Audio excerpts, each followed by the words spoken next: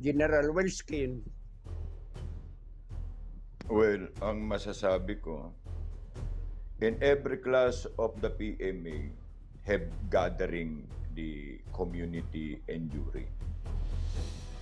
As per my class is concerned, as part also of the pillar of the Philippine Military Academy, we are both one.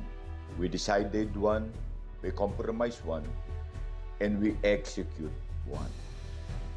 Ang ginagawa ni BBM at ang Quadcom sa kanilang pagmamalabi sa batas ay hindi nila alam na ang kanilang pinagmamalibisan ay isa sa mga pundasyon tagapagpatupad ng batas. Correct. Ito po ay mapanganib sa anumang posisyon at level ng institusyon ng ating republika. Dahil ang aming ipinatutupad at sinusunod ay ang Article of War, compiling, distributing, and executing to defend our motherland, our people, and our loved ones. Yes. But if the civilian constitutions comply in merge and not balance in our constitution too, that comprehensively violating republic as they are diverting their initial power in a violation, we, the military, we, the PNP, and we, all the classes that might be considered as the institutions of our defense, legally compromising the Constitution's ability and power in our Constitution, mananagot po sila ng klaro sa ating dalawang batas. Isang batas po sa saligang batas at isang batas na tinatawag namin violation sa Article of War. Yeah. Remember, when Article of War will be implemented in their act of violation as part of their treason, the judgment is firing squad. Again, the judgment is firing squad. Mabuti na lamang sana Kuya Kiko, Kuya Hos, kung ang kanilang pinagbibintangan ay kumpirmado na nakapag-violate at sadya naman Kuya Hos na may kasalanan. Yes. Listen our country, our people in motherland. We will act as soon as possible to implement the right law implementations in accordance for these two violations concerned. Correct. The Article of War and the constitutions of our republic.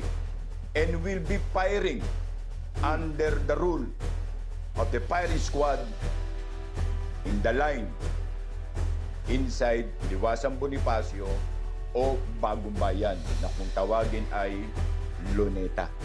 Yes. Wala po kaming magagawa, Kuya Hos, Kuya Kiko, kundi i-implementa ang ruling of this law. Dahil labis na silang nagmamalabi sa kanilang kapangyarihan, sa kanilang katarantaduan, Correct. at sa kanilang pagiging stupido, sa Correct. pag-aakala nila na kaya nila, Kuya Hos, na i-divert ang kanilang pansamantalang power o pansamantalang kapangyarihan upang gapiin at labagin ang batas ng ating konstitusyon. Correct. Hindi nila alam, Kuya Hos, na ang kanilang nilalabag ay also the Article of War. Ang alam lang nila ay ang civilian law na siya namang Yes. prescribe after the war.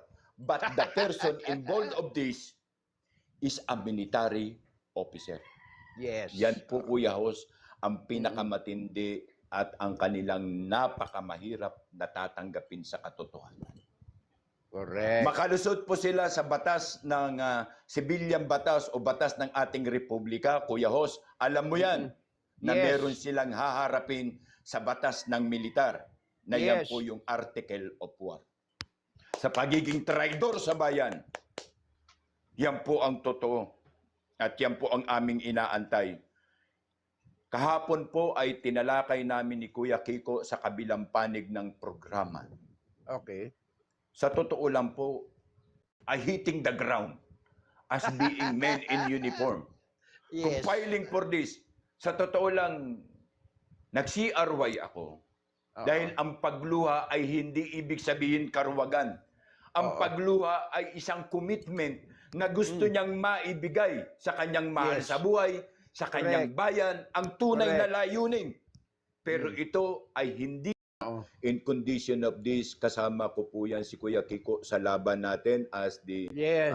Blogger Alliances of the Philippines na nakatalaga, nakadikta para ipagtanggol yung ating layunin, suportahan ang kandidatura ni BP Sara at Yes. mabigyan at ito patronizing the positive and comprehensive positive information na kailangan po ng ating mga kababayan, lalo na po sa laylayan.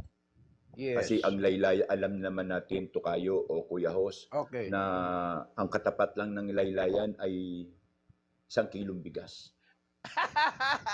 Dahil po nasa napakahirap po na katayuan ng ating mga kababayan. Kaya nga po, hindi lang po ako isa, definitely, but naramdaman ko na tumawid ang aking damdamin bilang isang ama sa ating pong mga kasama, no, sa Blogger Alliance kahapon. Naluha po ako dahil nga ang lahat po ay naunawaan na kailangan pa ba na dumating ang panahon na instead kainin na lang ng aso ang pagkain, ay isisigaw pa ng anak natin. Yes. Baka po pwede pa yan pa. Habulin kainin natin. na lang namin dahil sa gutom. Nako.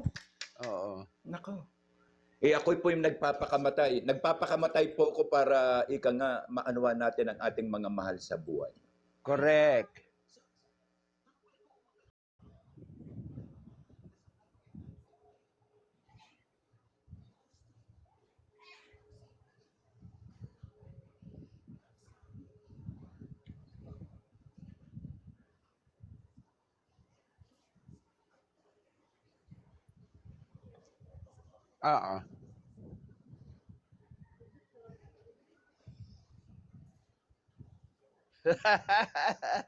Si Kuya Ed TV muna.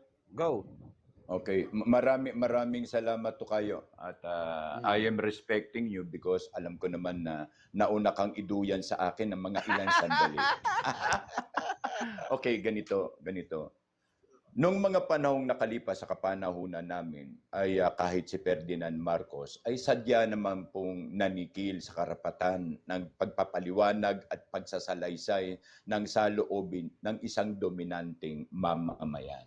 Correct. At ito naman po ay namana rin ngayon at ipinatutupad din ngayon ni Bongbong Marcos. Yes. I-admit natin ang katotohanan, especially in our line that we are belong to the AFP. Especially, I am encouraging now the ear of my colleague, members of the RAM, Reform Armed Forces Movement of 1985. The reason why Ferdinand Marcos throw away from that chair at ngayon ay naging revolutionaryong alyansang makabansa or RAM, SFP, Soldiers of the Filipino People, and you as Young Officer Union. We are now seeing the reality that another shadow of Ferdinand Marcos are living in Malacanang. We have to inspect again the first day until the last day that we are commemorating the condition of how we kick the ass of the Ferdinand Marcos Sr. Yes. The killing the liberty and the right of our people, our countrymen, and our loved ones. Again, I am calling the attentions of the former group of mine and also the other association and foundations of the federations of the guerrilla fighter under Colonel Dado Enrique. Wow. And Colonel Mitran. Yes. And General Mascañas. And the other group that we are preparing now because we are now not active. They call them retired in documentation, but in our heart and blood, we are continuously serving our people and our loved ones. Indeed, in this preamble of mine, calling our attention dito sa baba na nakikinig at nagko-comment, pakitandaan lamang ang lahat ay may katapusan. Correct. Even sa madaling araw ay sumisikat ang araw patungo sa paglubog nito upang tangkilikin ang gabi ng pagpapahinga. At muli, babalik ito sa madaling araw upang ibukang liwayway ang katotohanan na dumarating ang panahon upang husgahan ang mga bagay na may kamalian nung mga nakaraang sandali. Correct. And I believe may kuya Tokayo Eduardo, pinakamabantot na pangalan namin. Eduardo, believing the right that this Constitution will be prevail and always be implemented for our people, our motherland, and our loved ones. Pagbantay, BBM. Yes. Siguro naman, kilala mo na ako. Kasi bakit? We are all belong to the Kabataang Barangay of 1974 who invited my family as Colonel or Captain Jesus Aureo, the Chief of Constabulary Highway Patrol, attending you together of my brothers and sisters. 14 kami Tokayo, lahat kami sundalo lahat. 14 kaming magkakapatid. Pinaalala ko lang sa iyo, BBM, kung paano kami kumain sa pinggan ng inyong pamilya sa Malacanang. Kinain din namin ang dapat na para sa amin sa loob ng Malacanang. Dangan nga lang bilang pumirma in declaration ng Hukbalahap noong September 27 of 1942, ang ama ko pagkatapos makatakas sa death march, ay patuloy ka pa rin pinagserbisyuhan ng ama ko ang iyong ama. Yes. Alam ko na aamoy mo ang bawat Nutriban na kinakain natin. Yes. Huwag mong linlangin, Bongbong. Ako ang anak ni Tatang Jesus na kung tawagin ng kapisanan ng Hukbong Bayan laban sa Hapon. Yes. Taga Nueva Ecija ako, Lakay. Taga Palayan City ako. Yan ang lugar na kung saan ibinigay ng Federation sa mga pinuno ng Hukbalahap ng una. Na ngayon, iba na ang pagtangkilik, komunismo na ang pagtangkilik ng sinasabing hukbo. Hindi na katulad noon na tagapagpalaya ng bayan, tagapagpalaya ng bansa, tagasagip ng buhay ng mga mamamayang api ng mga dayuhan. Dahil ikaw o kayo ay tumangkilik sa dugo ng mga makapili. Bongbong, I warning you again, Bongbong. Si Big Boy ang kausap mo, si Big Boy ang nagsasalita, si Kuya Ed ay si Big Boy. Ibinigay ko na sa iyo ang identity ko, I warning you again for the last time. Yun lang ang masabi ko, Kuya Kiko, Tokayo, dahil baka mabigkas ko yung mga importante na at confidential matter kasi tumataas talaga ang dugo ko. Grabe. Grabe kasi isipin mo Tokayo, isipin mo na lang Tokayo. Kailangan mo pa bang linglangin? Kailangan mong pirmahan at ipalusot mo sa atin na blanco kasi hindi mo nakita? Yung 4.5 billion na budget ng Office of the President, yung 4,000 hindi nyo nabuklat. Samantalang meron kang aid. Meron kayo diyang trabahador sa loob ng Malacanang. Correct. Naandyan si Seni, naandyan si Leti, naandyan yung grupo ng PMSO. Bakit hindi mo tinawagan? Really? Buklatin nyo, baka may bakante. Kasi ang budget natin ay 4.5 billion. Okay na, namit 10. Nakaintindi si Kuya Tokayo. Oh. Tapos sasabihin mo, pumunta kayo doon sa DBM at makikita niya, wag nyo nang isa-isain. That is now the reason na quote ka again sa salita mo. Pinaikot mo kami, pinapunta mo kami sa DBM nang tinignan namin, hindi na siya applicable to open.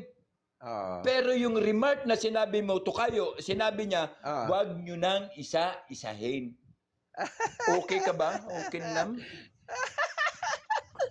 Okay na okay ka, Bukyo. Parang ang lakas ng amat mo sa lahat ng pinaggagawa mo. Tandaan mo ito, BBM. Kami ang rason kung bakit naalis ang iyong ama. The Yes. RAM, the Reform Armed Forces Yes. Movement.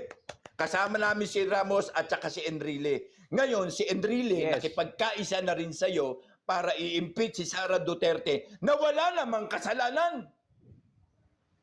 Mm. Kahit balibaligtarin na natin ang mundo, kahit grade 1, hindi sasang-ayon kasi sa dami ninyong kaso ng pagnanakaw, ang isa, hindi lang nagsalita kung saan napunta ang confidential fund.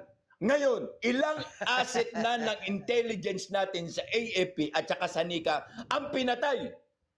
Oo. Wag mo kaming gawin tanga, Bongbong. Baka ikaw lang ang tanga. At ipagtanggol ang karapatan ng taong bayan sa mga darating na panahon. Yan ang tunay. In English nyo lang, kulokoy. Nagawa nyo. Ikiko, papasukin ba natin si Ani Tisay? Kilala mo to? Ani Tisay. Kilala mo? Hindi. Hindi na natin papapasukin. Sorry po, Ma'am Ani, ha? Okay.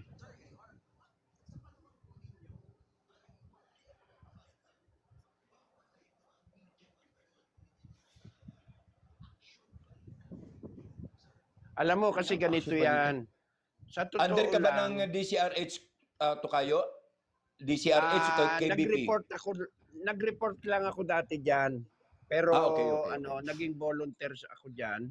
Pero sa iba't ibang istasyon, nandiyan ako nagpo-programa, RJ, DWBL, DCXQ. Okay. At, The Group of Associate Reporter.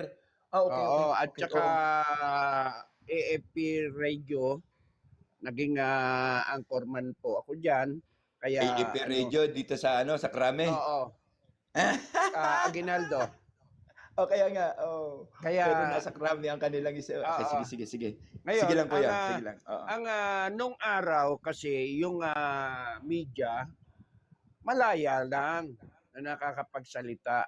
Pero nung panahon na magbaba ng martial law ay mayroong sumubok na magsalita na yung sabi nga niya, ang kailangan ng bayan ay bisikleta. Kaya pinagbisikleta po yan.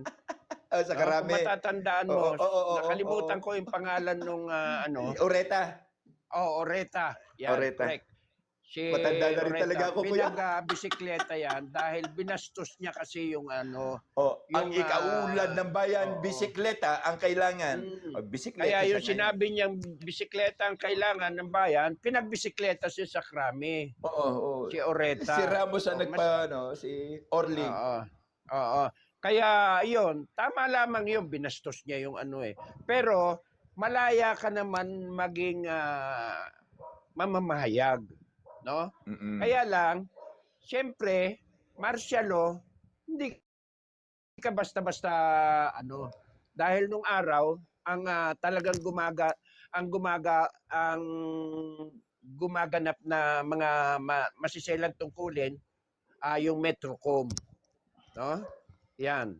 Ang nanguhuli doon sa kalsada, makapagsalita ka nga ng hindi maganda nung kay Lakay, ay huling ka, no? Pero nung mga nauna na bago siya, nung matapos siya, malaya ang pamamahayag, no? Kaya lang etong bandang huli, ang mga broadcaster, kinakailangan mo sumapi sa KBP, Kapisanan ng NBC. Broadcaster of the Philippines. Oo. Yan ang kailangan.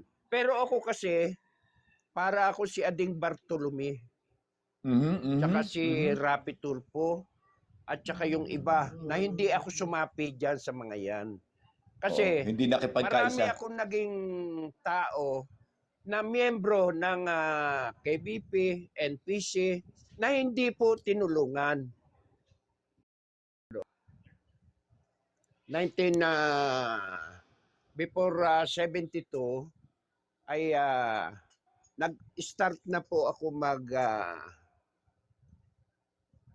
gumawa ng pangalan ko sa media. Before Nandyan na Marcelo. si Queen. Oo. Kuya Kiko, nandyan na si Queen. Andyan na, Kuya. Tukayo, nandyan na. Teka. Nag-request na daw po siya. Queen. Opo.